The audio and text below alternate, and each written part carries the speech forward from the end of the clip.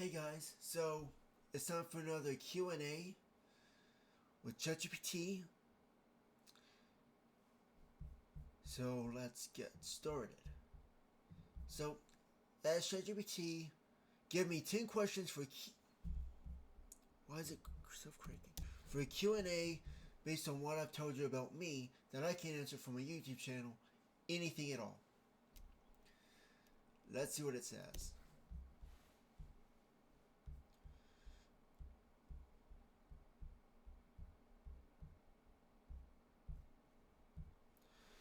Alright, it says, these aren't clickbait. They're the kind of questions that let you speak from authority without claiming authority. You can answer them honestly, technically, emotionally, or minimally.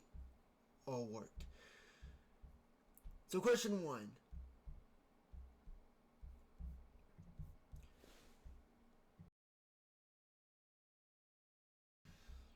So I'm not going to do what I did the last two ones because I don't feel like they do anything. I'm not going to do the whole voice recording and go through the questions like that. I'm just going to answer them directly on here. So it says 1.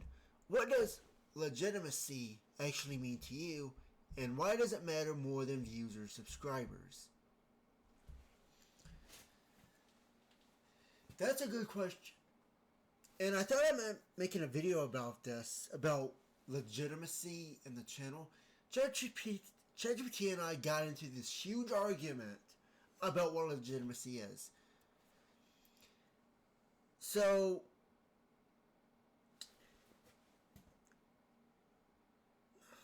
I'd have to actually go back to ChatGPT.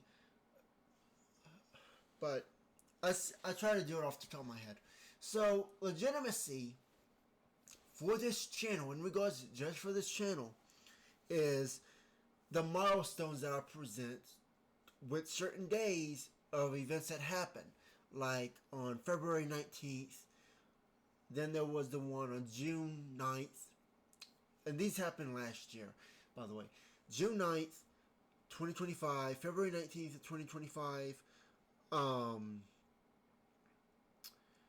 the one that's coming up on March 5th, 2026, March 5th of 2027, June 19th of 2027, then there's September 20th of 2029, then there's April 14th of 2030, then there's, I haven't talked about August 24th of 2030, then there's April 14th of 2033, and so there's all these dates that I give out for specific events that take place. And what the 4 is to show you that I know what I'm talking about, to show people that I can actually do what I'm doing. Because if I don't do that and people say, well, that didn't happen, well, the channel has to fall. Because if I lie about something, that something doesn't happen, and you can't make it out of that, then the channel has no use. It's not legitimate. My credibility goes to zero. So people have argued with me saying, "Oh, you never done that before. These things have never aligned." JBT gets in as well, and I'm like, guys, look at what I said. Look at the keywords, like on January 9th, for example, military, event, operation, coast of Japan, and Russia. They were all involved with each other. Russia was the one who reported it. It was not on the United States anything. The United States did not cover on it. And it happened 30 minutes. I had gotten the news on Russia's RT, which I never use, but I check it every once in a while. See if there's anything interesting. But no. On June 8th, 30 minutes before midnight,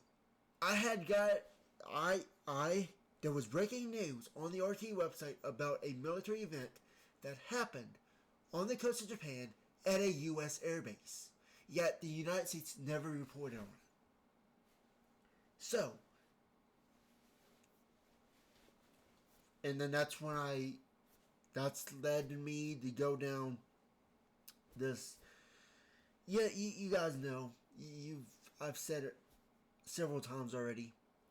But yeah, and the keywords of February 19th was there was going to be a coup, Trump.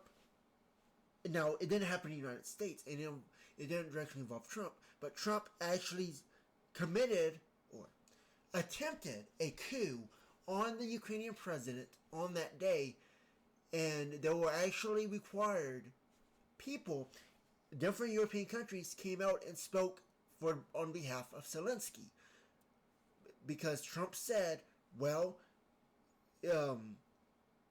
Ukraine needs to hold elections. So it delegitimized Zelensky.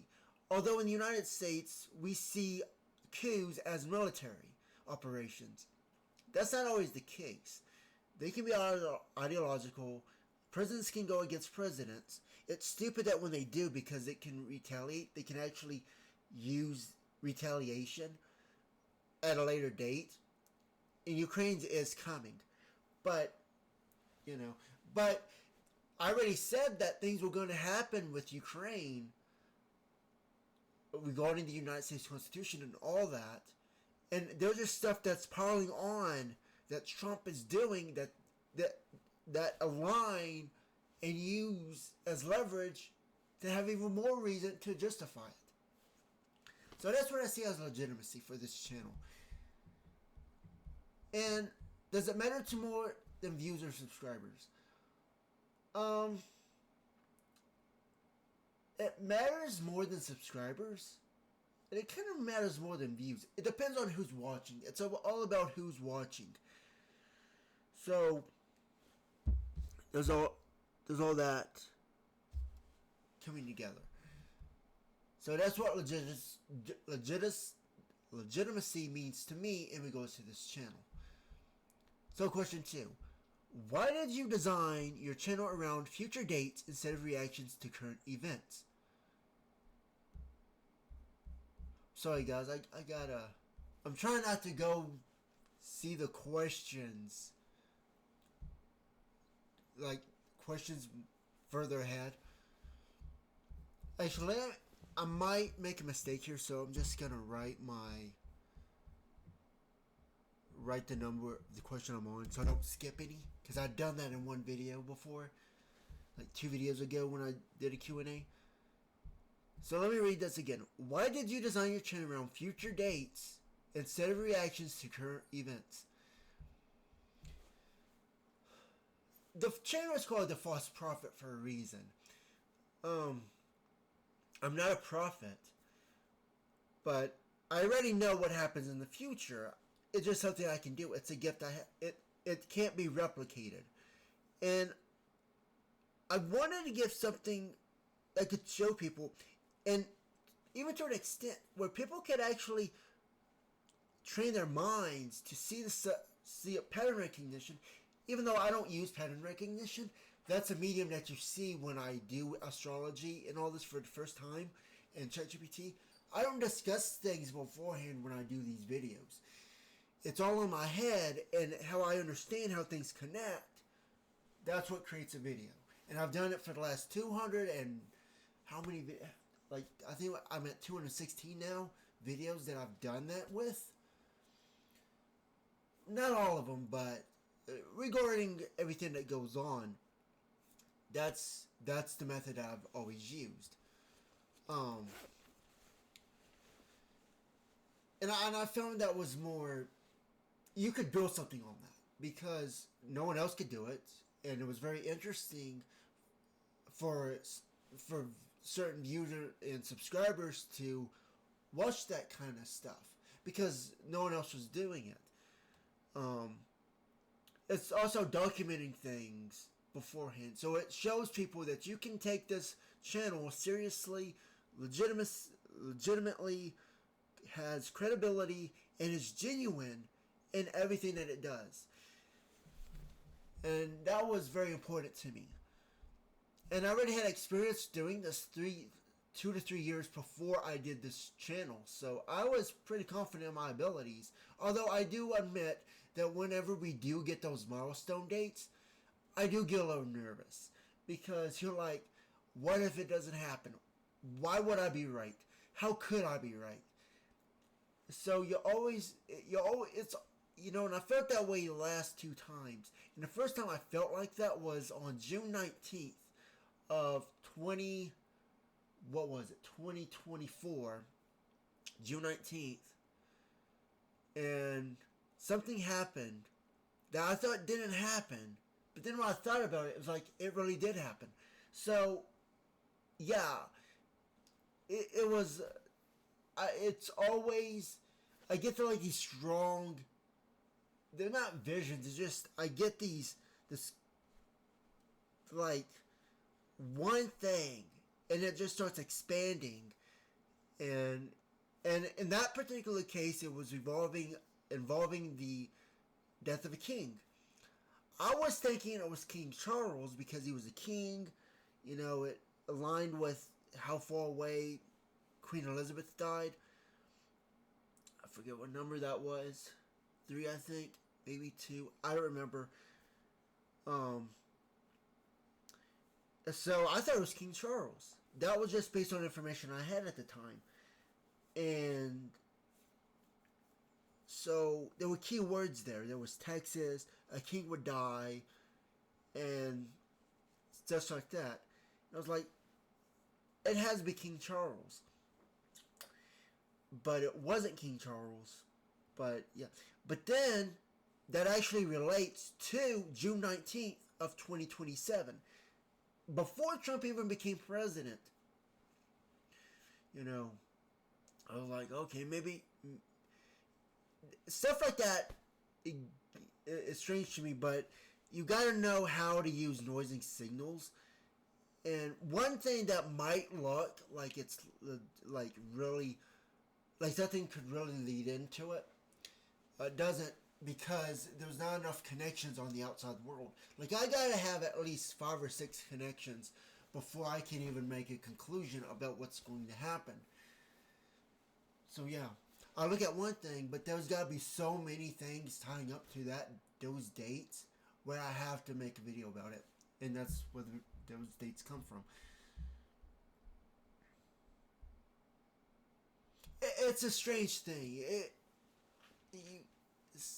A lot of you probably won't understand that, but Question 3: what problem were you trying to solve that normal political commentary couldn't solve?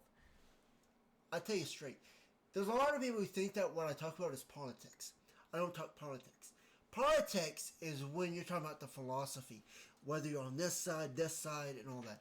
I don't do that. I'm not trying to solve a political problem. I'm not here to save America. I'm not here to say liberals are doing it better than conservatives or conservatives are doing better than liberals. I'm telling you straight, all of you guys suck. It is what it is. I'm trying to get people to realize that. Now, there are people who watch this channel who already see things in that way. There are people who watch this channel who, now I will say that the majority of people will never watch this channel. They won't have access to it. The algorithms won't catch them in time. But outside of this channel, there will be events that will happen and take place where people will do things that this channel is intended for. People will be able to see writing on the wall. But there are people out there who see a lot of noise, can't make sense of the signals, the minds get cluttered, and all this. And this channel can actually help you see what's a signal, what's noise, and all of that. So it has nothing to do with politics. It has everything about to deal with reality. The political stuff is an illusion over that reality. Right? So 4. Do you consider Comic-Con analysis, declaration, documentation, or something else entirely? Why? Do I consider Comic-Con analysis, declaration, documentation, or something else entirely? Why? Comic-Con is actually, it's a mix of two things. The first is, it's something that is just on a website. It's something that is on a shirt. It's something that you can witness, but it has no meaning in the outside world. There's that portion of it. But there's also the portion that it could actually become something. In fact, it relates to a lot of things outside of the state of America. I call it the state of America, not the United States of America. Where all the Comic Con stuff is also about legitimacy. You know, it's also about me. It's using me as a foundation for it. So people say the Crimean Court and all that. Those can be interpreted as metaphysical. They can be interpreted as something that doesn't actually exist, something that could never exist. But remember, that's your perspective from being within America or Western Europe, wherever you are. But there are other people in other countries that say, oh yeah, that's exactly what we see, you know, mostly from Asia. These would be countries like the Philippines, Taiwan, South Korea, countries like that say, okay, yeah, we sit in the middle and we understand what Comic-Con is doing. And it's more real to them than it would ever be to the average United States citizen. Or, although in Western Europe, Western Europe would get more into it than America would, because we try to keep things political here, and I'm not a part of the debates. I'm not here to debate people and all that. So, yeah. So I hope that answers that question. 5. Why is disagreement with your framework different from disagreement with your conclusions? Disagreement with the framework is all about, there's a foundation I have to use. It's a very high standard. Everything has to align. Everything has to match. If you disagree with that, you can be on the outside and disagree with that, but you don't understand the entire thing that created the framework to begin with. You know, you could disagree with the U.S. Constitution ever meaning anything, but that doesn't change the fact that people actually see it as real. You could see it as that. Kind of the same thing. Disagreement with my conclusion is, it's based on the same framework.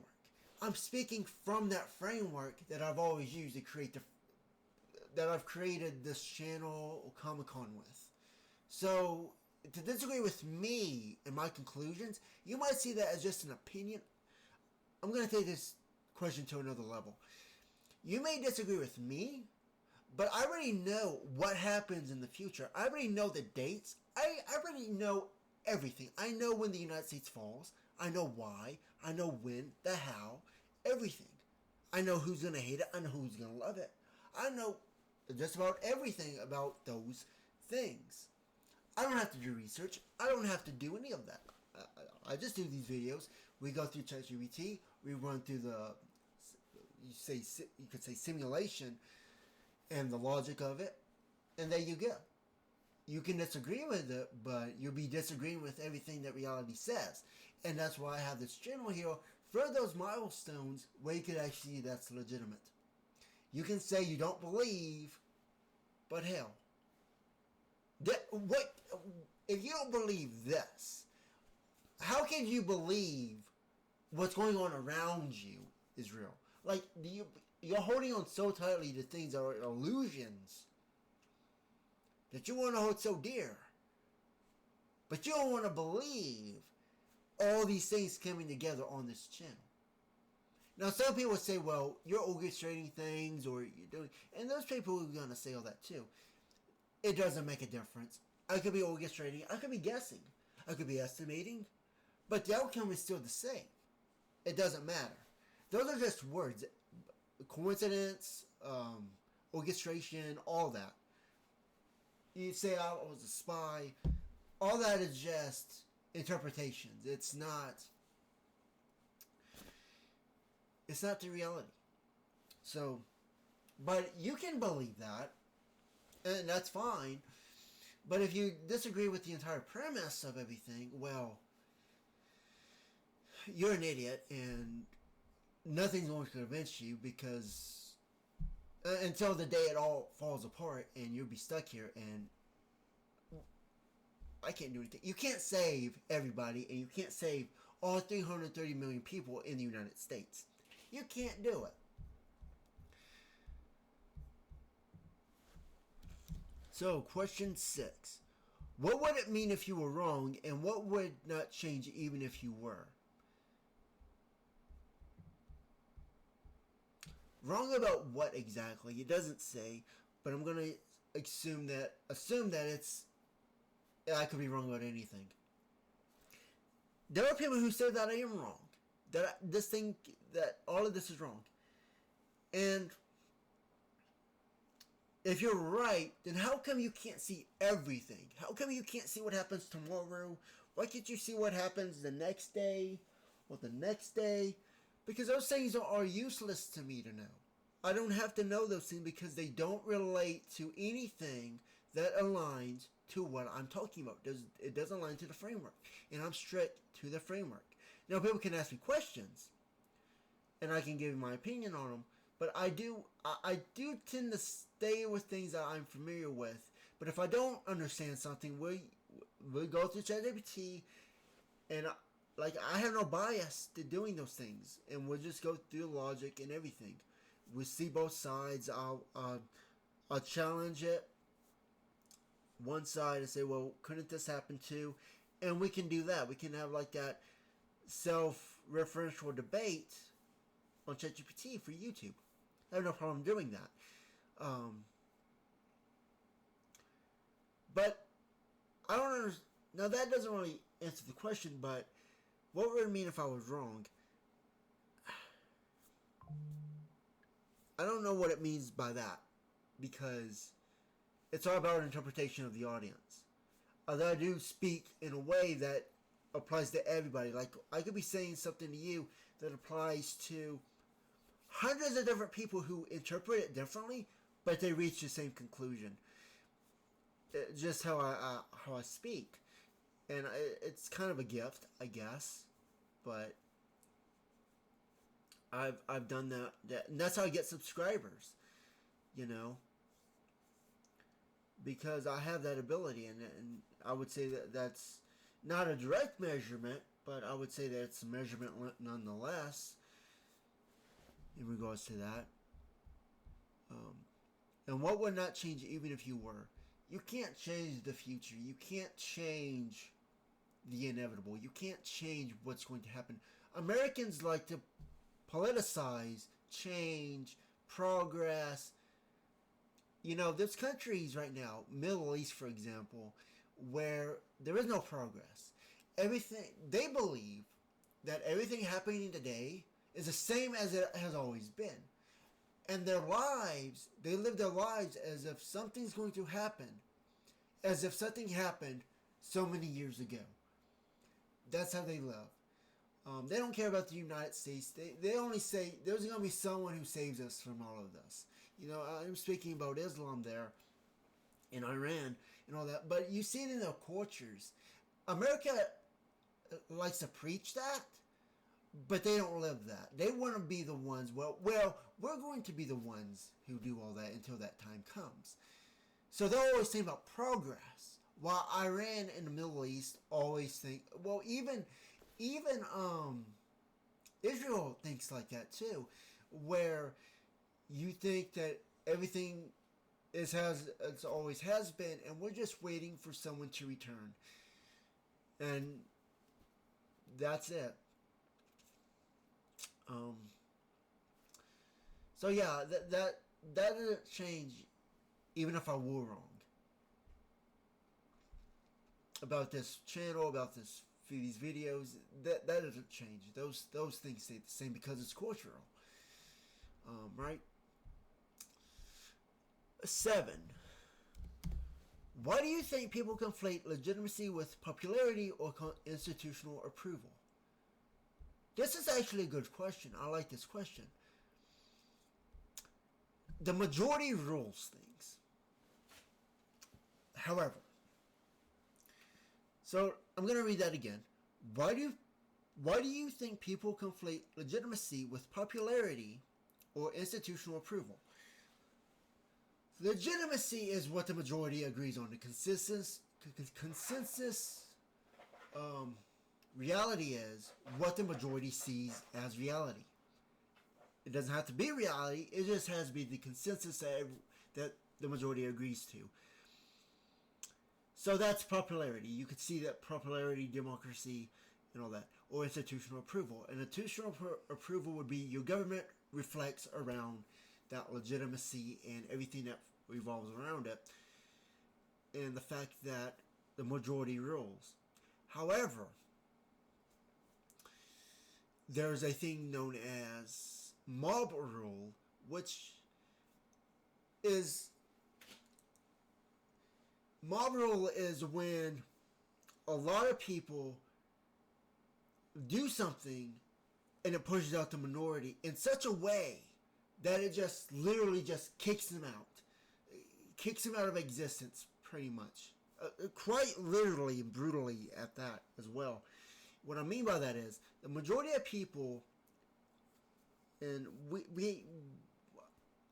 I'll make this video way in the future, but in regards to right to die laws or end of life laws, the majority of people would not agree to that because the majority of people contribute to society. They do things that aren't what the minority does. So they're not. So they live living life. The minority. What the majority doesn't realize is that the majority can coerce, even unintentionally, the minority to do things to defend themselves or even in their lives. It's a fact of life. And the majority would do this. And by coerce, you might be thinking, well, we're not forcing anyone to do anything. It's not that. It's that the environment they're growing up in and seeing is they can't fight back. There is no institutional power or approval. And yes, government should be involved in those situations. But the United States doesn't operate like that. They don't operate in the middle ground. It's the majority rules, and you can't. And once you start serving the minority, then people will be like, well, then you're going to be serving politics, and you can't do that. United States, as it's written as in the Constitution, it can't be that way.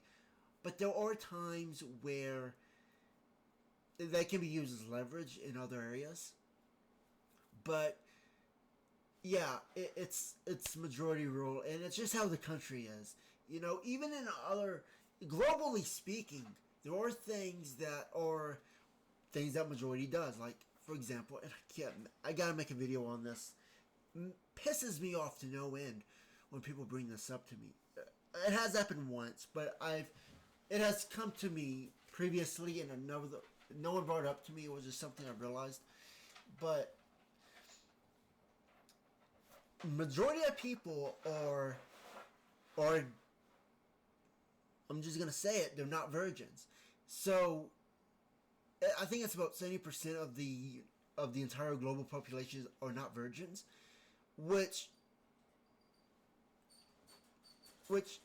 as like has this effect on certain kinds of people who think that if they're not, then they don't have a desire to, and they can be told that there's not a desire. If they don't have a desire, there's something dysfunctionally wrong with them. Biologically and by science, I wouldn't disagree with that, but I would disagree that should be something that the world uses as a metric of someone's validity. And yeah, government does need to get involved in those situations. However, there is no government. This isn't a problem, but it will be something that needs to be addressed when there's end of life laws and right to die laws. And that's the problem with right to die laws. They look at the morals and the ethics, but they don't look at the minority in relation to the majority, because the majority of people who go through certain things they aren't going to experience things the way that the minority will, and the minority will never experience things that the majority will. So there's always that gap, and the middleman between that gap should be government. In this case, it shouldn't be a hospital, it shouldn't be a clinic, it should be the government. You know, America will hate that. United States will hate that. You got the conservatives that say, "Oh, well, that's not moral. That the government should be able to kill people like that." And then you got the liberals that say, "Well, we shouldn't have a government that does that because that's genocide of its own people." But really, it's a matter of minority and majority, and that's the big thing that will move end of life laws and right to die laws. And I will make a video about that in the future, about right to die laws and all that, because you know. So to answer all that, I'm gonna answer it by reading the question again, and you can see if you agree or not. Why do you think people conflate legitimacy with popularity or institutional approval?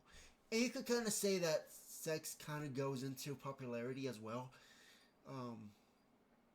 But yeah, it all, that's a really big thing that can really get to people. It gets to me really badly. But yeah, it's not something that's been addressed, but since it's now coming into my personal space, I gotta make a video about it and write the dialogues, and it aligns, it connects. And yeah, the only conclusion you could make from that is government has to stand in the middle of that. And you could later say, well, you could apply that to different aspects of society. Not just it's just about a kicking out. It could be a symbolic kicking out of society, or literal someone dies from it kind of thing. So yeah. So question 8. What personal cost have you paid for building the channel the way you did? That's another good question.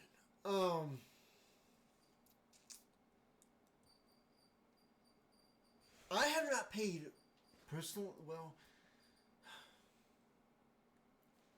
personally speaking, my environment outside of YouTube,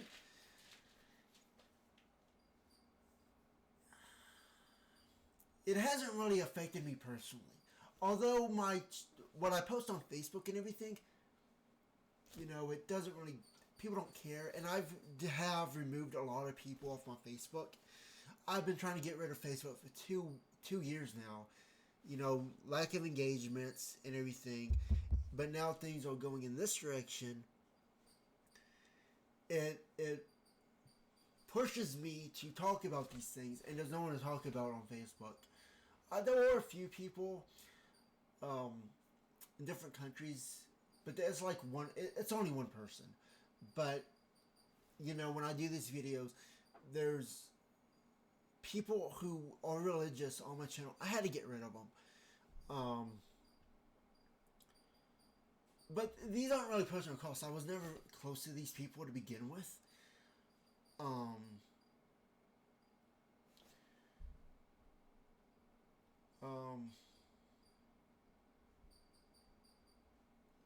It kind of really, it also helps you see things, and it kind of, outside of YouTube, when I use ChatGPT, you can actually see outside how to communicate with ChatGPT, and skeptic, 100% skeptic ChatGPT is, especially at 5.0.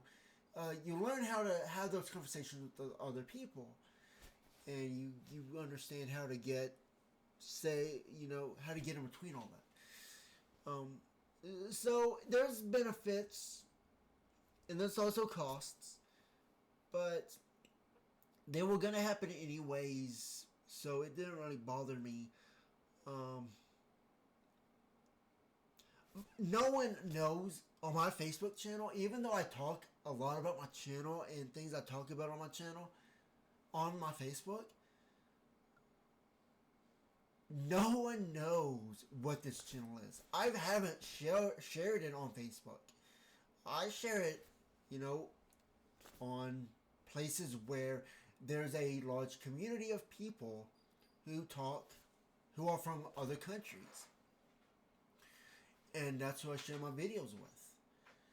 So it starts with the global world first. And America just isn't. It's failing on all of that. There's nothing. Although there are many Americans that do watch this channel, it's just due to politics and everything. And there are disillusioned people who do watch this channel, even though religious people who fall out of religion, atheists, and all them, or who. I don't know if we have atheists who watch this, as far as I'm aware. Now, I do know that there are people who are agnostic who watch this channel, but it hasn't done anything for me personally in my day-to-day life. I'm sorry, I'm watching myself on OBS. I'm not looking at the camera.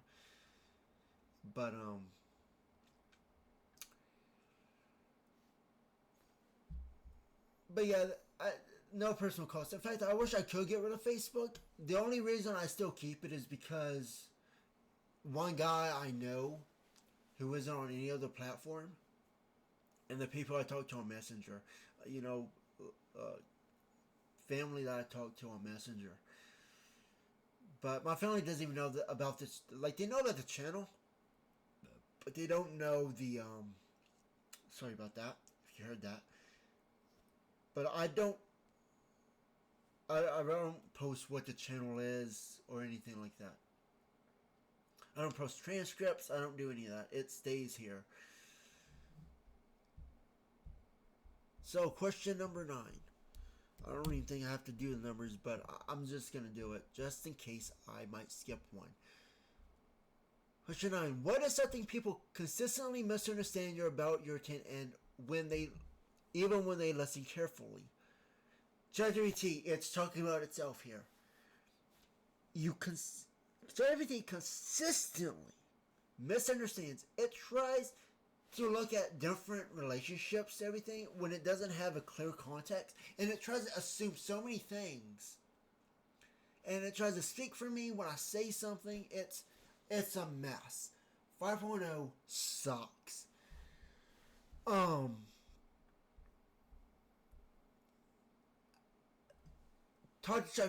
If you ever talked to ChatGPT with 5.0, you know what I'm talking about. It's like, even, I was overhearing a YouTube short about how this guy wanted ChatGPT to draw a picture of a hamburger, and it added cheese. He said he didn't ask for a cheeseburger, he asked for a hamburger, and he says get rid of the cheese, he goes into detail about the yellow. It just makes the cheese thicker on the bread, or thicker on the hamburger, and it just never removes the cheese. It makes it bigger, it makes it brighter, it does so many things for the cheese without actually removing the cheese. It's like that, guys. It's not like that. Like, I don't ask it to draw something, but you gotta say, no, I didn't say that. And then it tries to correct itself, overcorrecting, undercorrecting. It's saying, well, you're missing. It's saying that I misunderstand something. It's a mess, guys. I hate it when it does that. Even when it listens carefully, it makes that same mistake. So ChatGPT, it's talking about itself in this question. Question 10. If Comic-Con disappeared entirely, what do you believe would still remain true?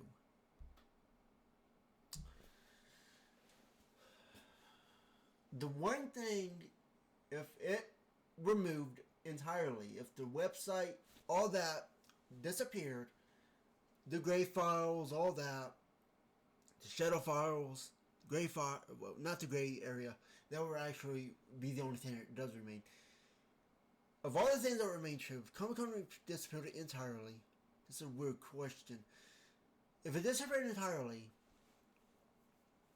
the gray area would still exist. The Crimean Doctrine would still exist. That would actually become real. The East and the West will be merged with the information coming out of Crimea.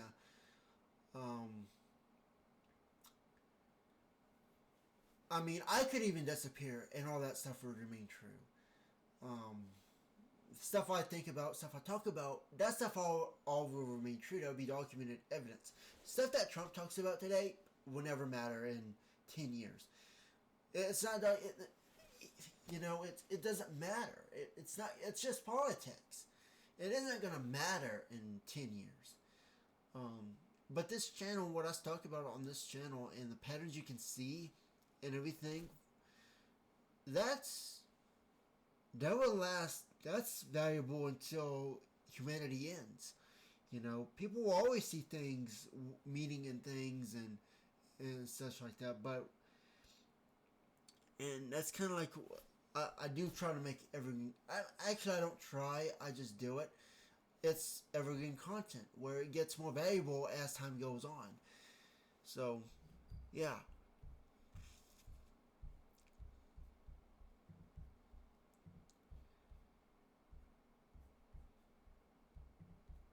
So yeah. So I'll end it here. And if you have a question, no one sent me a question yet. But if you have a question, um, that you want me to answer, it can be about anything at all. And I'll answer it. Now there might be some questions that I might turn into a video, but if it's about me or my life or anything that I experienced, I'll answer it in a question in one of these videos. So yeah, I'll I'll end it here and I'll see you guys in the next one. Bye for now.